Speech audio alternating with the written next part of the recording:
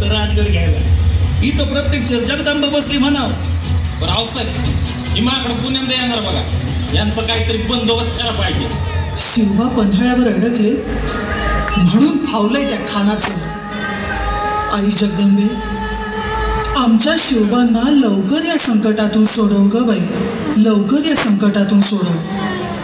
Jagdamb Jagdamb Jagdamb.